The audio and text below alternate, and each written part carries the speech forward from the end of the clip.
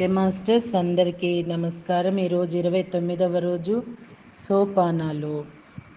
D Revathi Devi గారు అందించిన ఆణిముత్యాల్లో మరొక ఆణిముత్యం అండి. సో ఈరోజు ఈ 29వ రోజున అవసరానికి మించిన డబ్బు నా దగ్గర ఉన్నట్లయితే ఆధ్యాత్మికంగా ఉన్నతమైన పనుల కోసం నేను ఎలా దానిని ఉపయోగించగలను? జవాబు: ఈ పేద గ్రహం మీద చాలా గొప్ప పనులు చేసిన అద్భుతమైన స్వచ్ఛంద సేవా సంస్థలు ఉన్నాయి.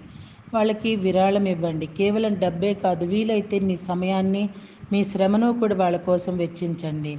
అది మీకు ఉన్నతినిస్తుంది. అంతేకాదు, గొప్ప ఆధ్యాత్మిక సత్యాలను గురించిన జ్ఞానాన్ని ఎలా అందరికీ వ్యాప్తి చేయగలరో ప్రయత్నించండి.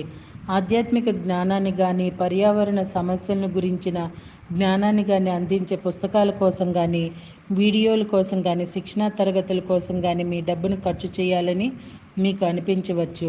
మీ వర్గ ప్రజలను చూడండి. వాళ్ళని భౌతికంగానూ ఆధ్యాత్మికంగానూ ఉద్ధరించాలంటే ఏమి అవసరమో ఆలోచించండి.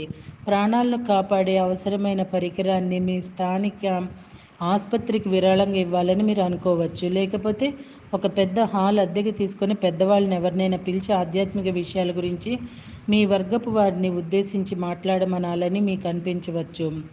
వీటన్నిటికంటే ముఖ్యమైనది ఏమిటంటే, మీ ఆధ్యాత్మిక అభివృద్ధిని నిర్లక్ష్యం చేయవద్దు. మీరు ఆధ్యాత్మిక అంశాలకు సంబంధించిన శిక్షణ తరగతులకు వెళ్ళండి, సదస్సులకు వెళ్ళండి, పుస్తకాలు కొని చదవండి. మీ డబ్బుతో మీ ఆధ్యాత్మిక జీవితాన్ని ఉద్ధరించుకోండి. మరొక చివరి ప్రశ్న అండి. నేను ఆధ్యాత్మికతను కొనుక్కోగలనా? జవాబు: కొనుక్కోలేరు. కానీ డబ్బుతో శిక్షణా తరగతులు, బోధనలు, పుస్తకాలు లాంటివి పొందగలరు. కానీ వాటి వల్ల మీ ఆధ్యాత్మిక ప్రయాణం సులభతరం అవుతుంది. ఎక్కువ డబ్బు తీసుకుని నేర్పే వాళ్ళకి ఎక్కువ తెలుసని చాలామంది పొరబడుతుంటారు. తరచు అలా జరగదు. దివ్య చక్షుతో చూసి చెప్పడానికి, ఆ విద్యను నేర్పడానికి, దాని గురించి సదస్సులు నిర్వహించడానికి విపరీతంగా డబ్బులు తీసుకునే వాళ్ళు తన బోధ కన్నా డబ్బుకి ఎక్కువ విలువనిస్తున్నారన్నమాట. ఇది వాళ్ళు చేసుకుంటున్న కర్మే. మరి ప్రతి బోధకుడు తన నైపుణ్యానికి, తన సామాన్య భుక్తికి కొంత డబ్బు తీసుకోవటంలో తప్పు లేదు.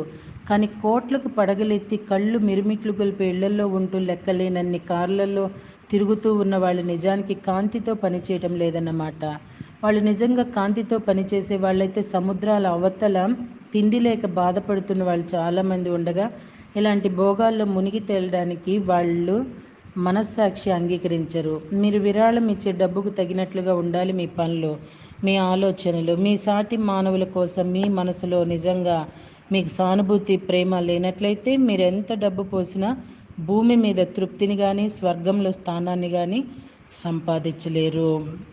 సో అండి, డాక్టర్ పితామహ బ్రహ్మర్షి పత్రిజీ గారు ఈ ఆధ్యాత్మికంలో డబ్బు అనేది బోధనలో పెట్టకపోవటానికి కారణం మెయిన్ ఇదేనండి.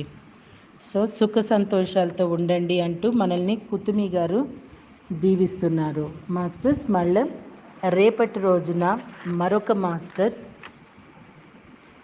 లేడీ కాన్వాయిన్ ఆరోగ్యం విషయాల గురించి మా అడిగే ప్రశ్నలకు జవాబులు ఇస్తూ ఉంటారు. మరి వెయిట్ చేద్దామా? Thank you.